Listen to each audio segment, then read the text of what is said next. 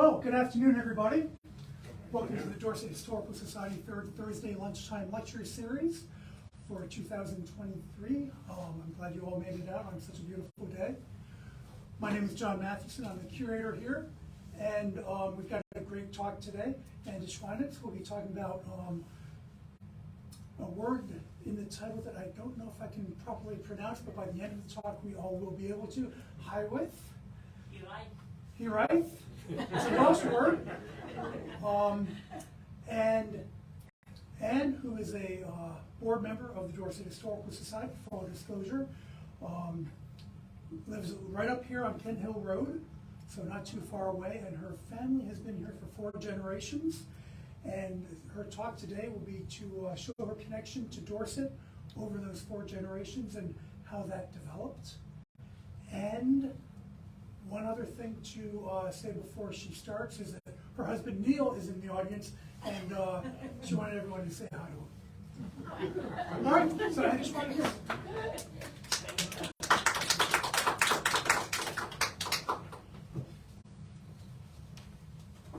Well, thank you for coming out today. I'm going to tell this story. I might get a little emotional at moments, so don't worry about it. It's natural when you're telling family stories, but I'll just go ahead and share with you some pretty important connections to this town that shaped my life. So, this is about new starts. It's about a little boy's big adventure, and it's about the return home of his grown daughter, me. It's a story about connection to this place that we all consider beautiful, almost a little Eden called Dorset. It's the story of Hiraeth, which I hope I can, there we go, which is defined as a homesickness for a home which you cannot return to or never was. The nostalgia, the yearning, the grief for lost places of your past.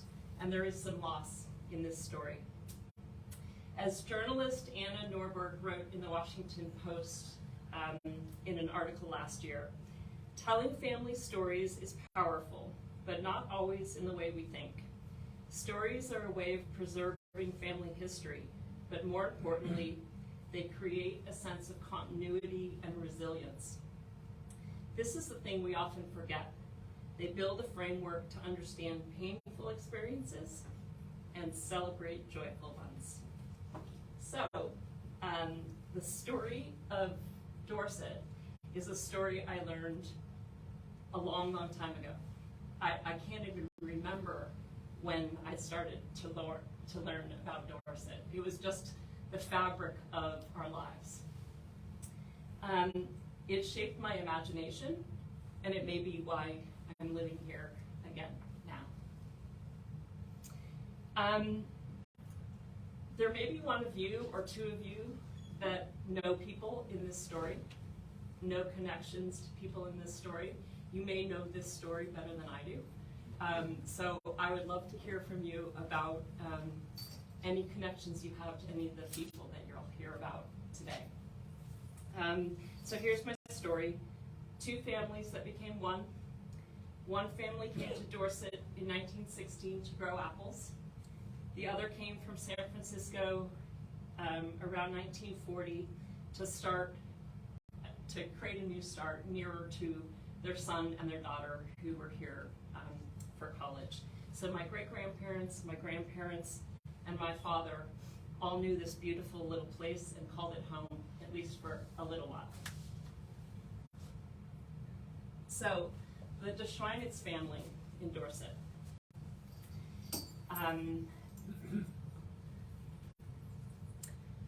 Alan deSchweinitz, my great-grandfather,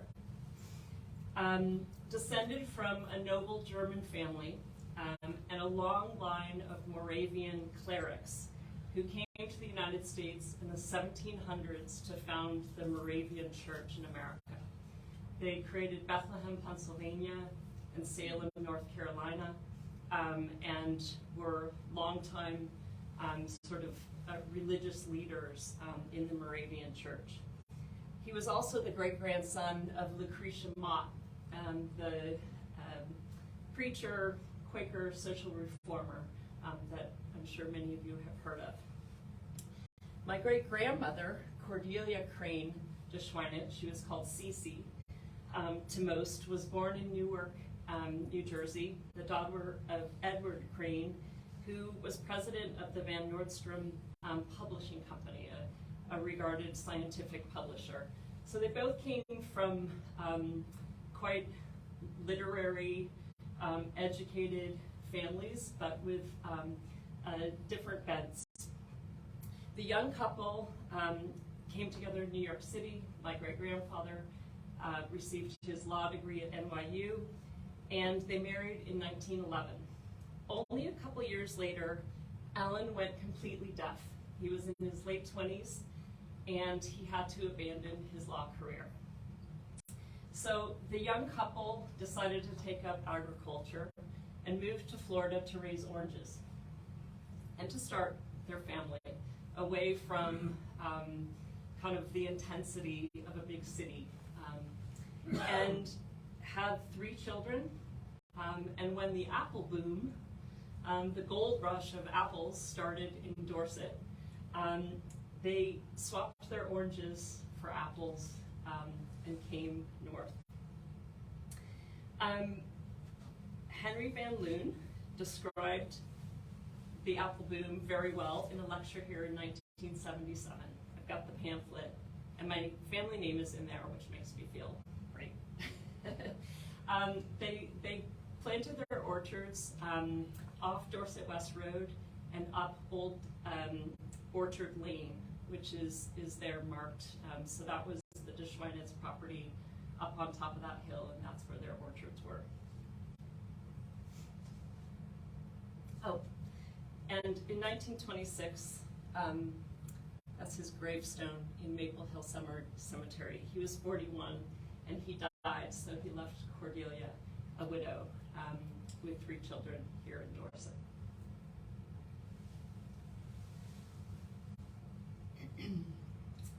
So, young and widowed, Cece continued with the apple business for a bit and also pursued her true passion, which was art.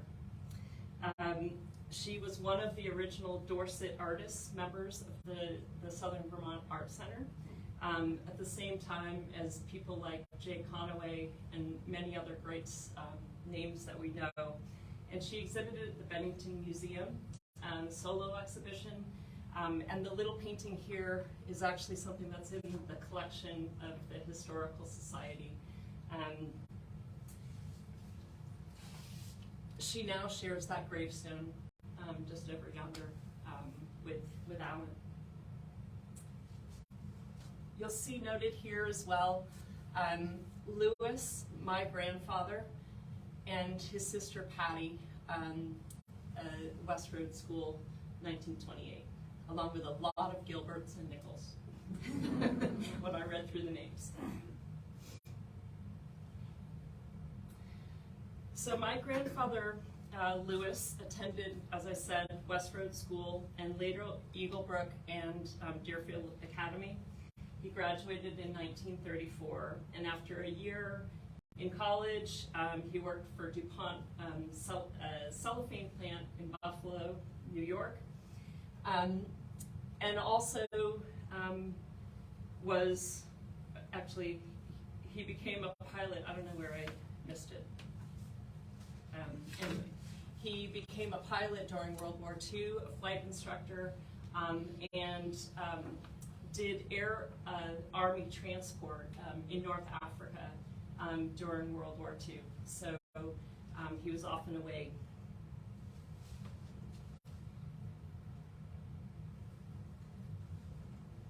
But a big piece of his story relates to a place called Johnny Seesaw's, which I'm sure you all know.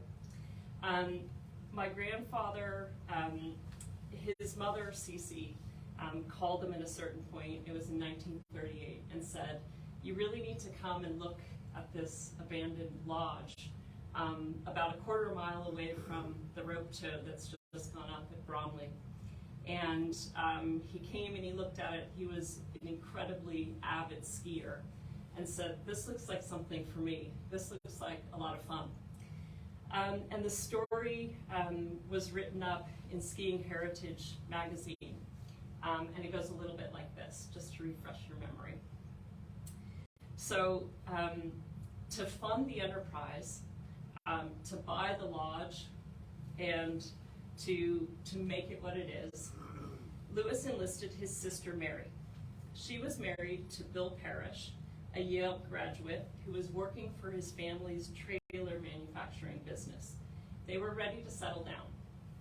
The trio formed the Bromley Mountain Ski Club and purchased the former roadhouse from the lien holders.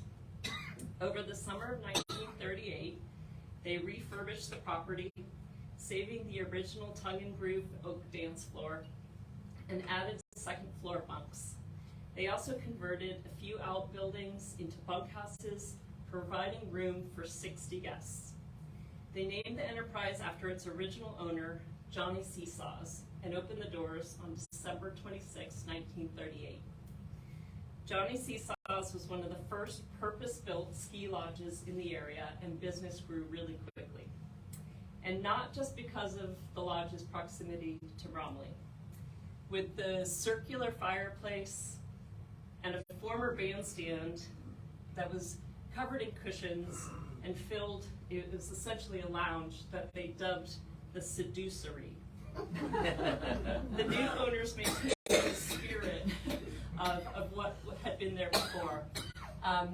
The forest scene that's painted there was by my grandfather's mom, Cece. And still, even in the reconstruction, still holds her name on that panel. As skiing history contributor in the Skiing Heritage magazine wrote, Johnny Seesaws was a hit right out of the chute. Somehow word had spread along the Northeast corridor, and by their third night of operation, December 28th, their 60 pillows were sold out. By New Year's, they had to turn away more than 100 guests. Lewis was also the 12th member of the National Ski Patrol, which was founded in 1938. I'll leave the rest of his story for just a minute while I flip over to the J.K. Adams family in Dorset.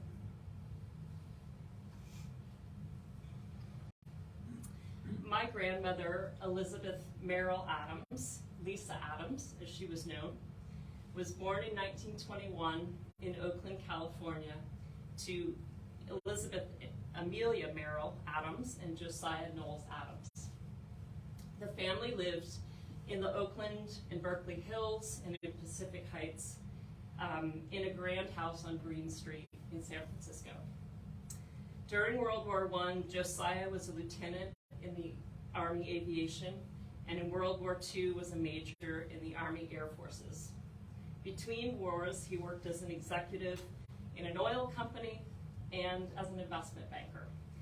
By every account, and by some of the little trinkets I've inherited, they were exceptionally comfortable in their lives.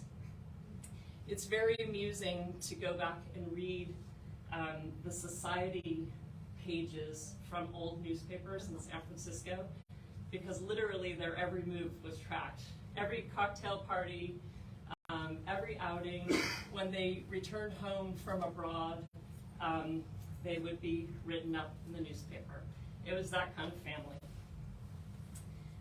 In one of those postings in the newspaper, February 11th, 1938, it read, "Natural-born skier. That's what young Lisa Adams is. Having what it takes, grace, rhythm, and energy. Almost every weekend, Lisa has been practicing at Yosemite or Soda Springs. Now she's at Mount Lassen to compete in the California State Championship. Mr. and Mrs. Josiah Knowles Adams, ardent skiers both, are awaiting the outcome with fervent interest." I still have her old ski scarves and her mittens, which are treasures. When Lisa graduated from high school, I don't know for sure what drew her to Bennington College. Maybe Mark can tell us. He's been there. All the way from California, but perhaps her parents liked the progressive liberal arts education on offer.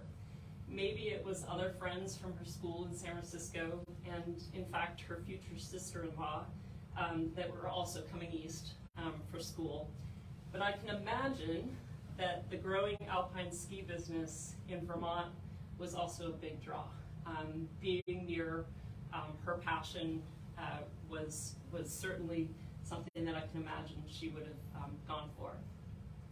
And not long after Lisa came out, the whole family came. So her brother was at Dartmouth when not on naval duty in Hawaii, and her mother and father came to Dorset to be closer to their children.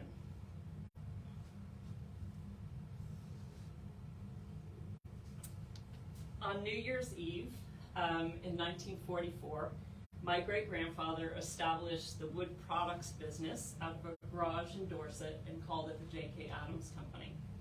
And maybe somebody here knows if it was out of their garage on Dorset West Road or if it was some other garage somewhere. I have no idea. And well, their first product was a toy called the Speedy Racer. They evolved it into a firm built for drafting, surveying, and engineering equipment. And you know this story. But the story goes that Malcolm Cooper Sr. purchased half of the company in 1964, or 5 years later, purchased half the company. In 1964, he bought out my great-grandfather completely in the business. And despite changing hands, the Coopers always say that Malcolm Cooper Sr. didn't want to spend the money to change the stationery, and thus it's still called the J.K. Adams Company. But as Malcolm Cooper Jr. said in an interview with the Blythe House News in 2011, it became apparent to me what a significant impact a company such as ours has had and continues to have on a rural community such as Dorset, Vermont. Paying taxes, utilizing natural resources, as well as goods and services are significant, but I came to believe, as Joe Adams realized so many years ago, that the single most important contribution to a local community business makes is to provide meaningful employment to its own community. And that was the story that we grew up with, that after the war, Dorset needed jobs, and my great-grandfather opened a company to provide them. At the Dorset Church in May 1941, my grandparents, Lisa and Louis, tied the knot. It's not hard to imagine how they met. They were both deeply embedded in the ski scene here. I'm sure my grandmother, Lisa, skied at Romney all the time, and I'm sure she visited Johnny Seesaw's knowing her. I know very little of their courtship. It's one of those big holes in my family story.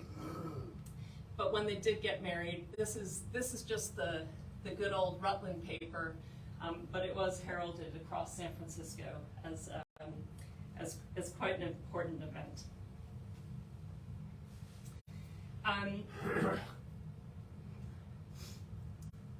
With the war going on, so it's 1941, and with the war going on, Louis was away a lot.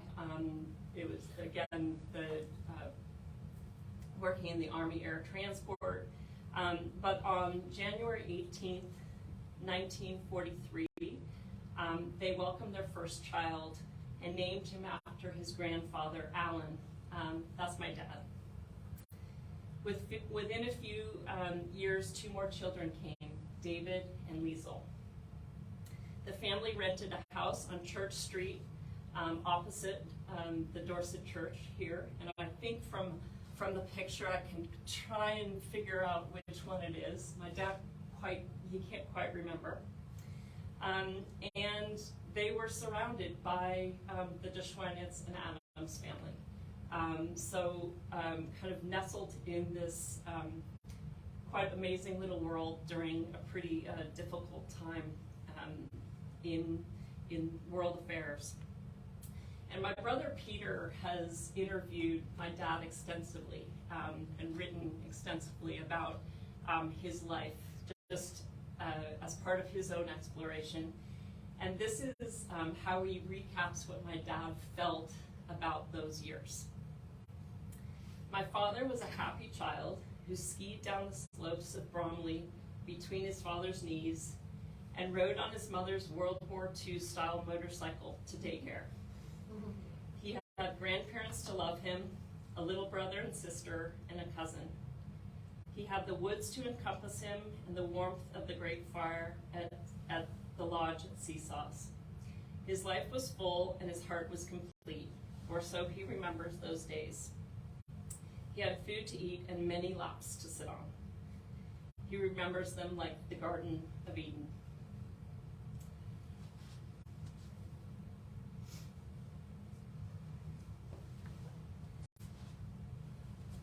This is where it gets a little emotional for me.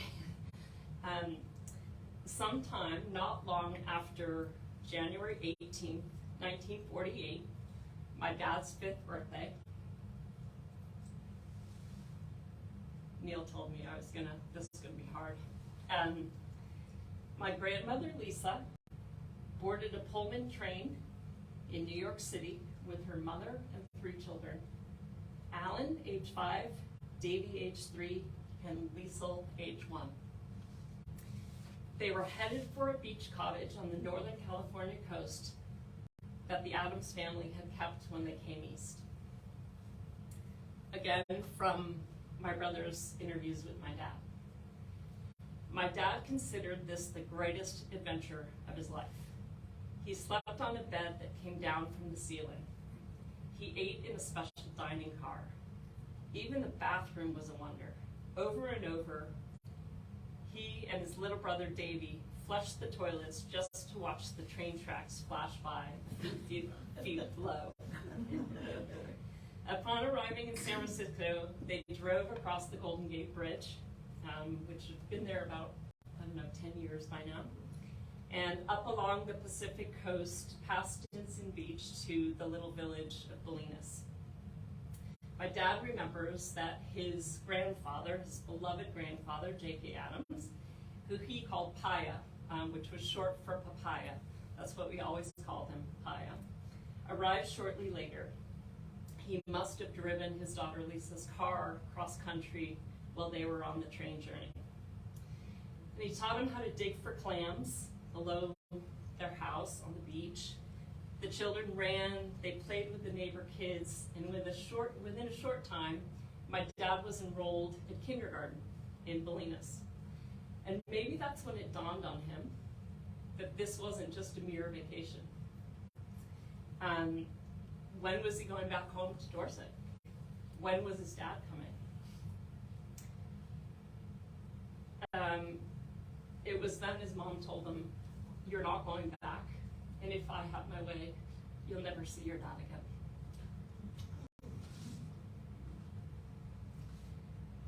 So, family stories are often incomplete, sometimes more mysterious than they need to be.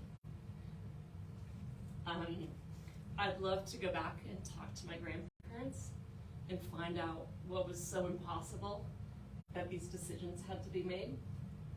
But whatever caused it, it really changed my dad's life, and in turn, mine. Sometimes I think about this little boy, and I feel so sad for him, but I also feel sad for his parents.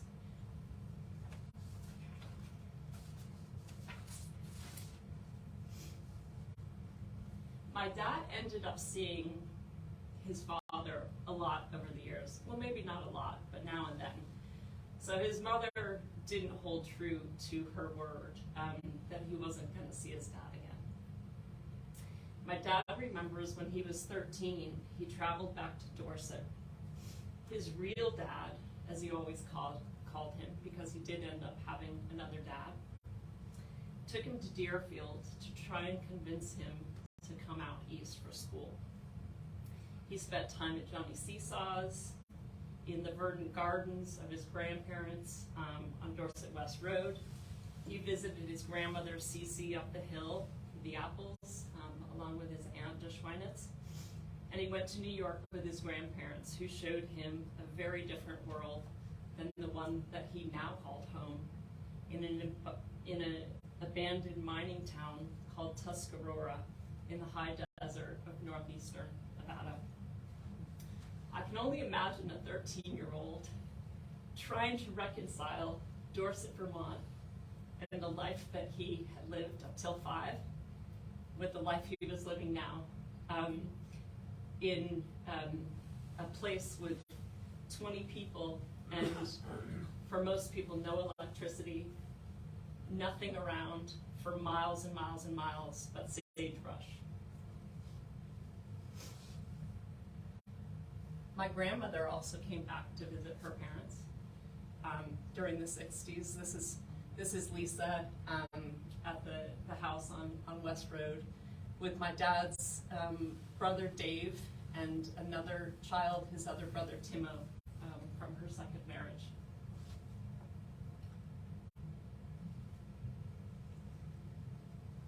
So this is mainly a story about my dad and the people he came from. It's also my story. Dorset was in my imagination since I can remember.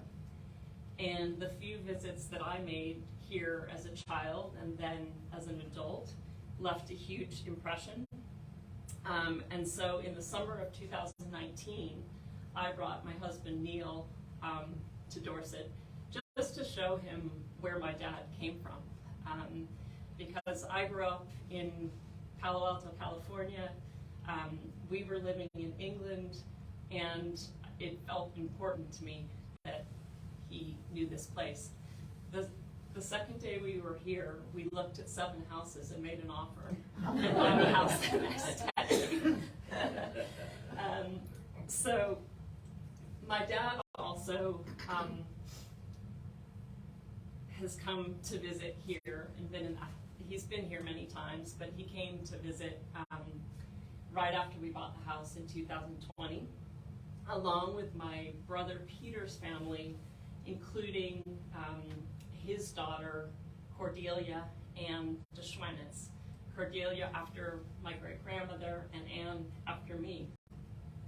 So we found, and this is, that's Cordelia, in front of Johnny Seesaw's with the murals. She's also a very good skier. She lives in Utah. So there's that connection as well. But we found the gravestones in Maple Hill Cemetery.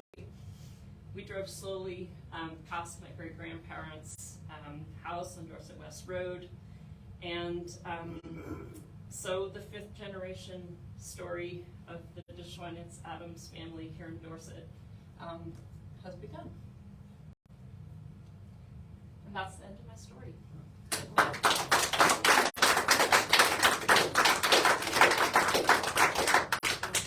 Anyone has questions you'd like to ask? Happy to answer. Sorry to get emotional. Go ahead. You've had an excellent journey, so welcome back home. Thank you. Thank you. Thanks. Who is Wumpy deSchweinitz? Ooh. I think it's one of the 3 kids. Yeah. So he I'll was tell about you. my age, and I think it had to be a nickname. Yeah. So I'll tell you. I'll tell you a little background of what happened after this story, which is my direct line story. So Lewis remarried in the 50s and had another family, William, Liz, and Annie. So there's another Anne deSchweinitz that grew up on the property at Seesaw's. So it's possible, it's highly likely that it's one of those children who are contemporary, a little bit older than me, but and I've seen them before. We have big deSchweinitz, the German connection. We have a family association in Germany, and they're active in that, as I have been as well. So that's my guess. Okay. My mother was friends with Patty. Oh, wow. deSchweinitz, and Uh-huh. I think she married Mr. Gray. But we went on. They had a sailboat in Lake Champlain. We went sailing with them several times. And I remember her mother, old Mrs. deSchweinitz. She had very thick glasses and drove a Jeep. That would have, which to get up that hill. to get up that hill Yeah. would have been tough. Yeah. Yeah. Yeah. So, thank you. Um, Oh, please. Do you remember the original name of the founder of Johnny Seesaw? As we understand, he had a very complicated name, and people couldn't pronounce it, so they called the place Seesaw. Yeah. Well, what I read is the spelling of, so he was Russian, and the way that Americans pronounced it was seesaws. Yeah. So I think it's SOE something something. So it was just it was a shorthand. It was kind of, I guess, like people coming through Ellis Island. You kind of get the easy version. I have the same problem with my name, but around here people seem to be able to pronounce it okay. Well, thank you, Ann.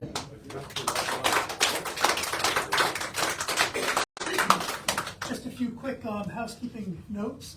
First of all, we have refreshments in the other room that Megan brought. They look great, so go congregate and eat those. And next month, May 3rd Thursday, whatever the date is, we'll be going outside of Dorset a little bit to the faraway town of Danby, Vermont. Brad Bender, the president of the Mount Tabor Danby Historical Society, will be here to talk about a new history of Danby that's been published. So come on out for that. And thank you for coming to this.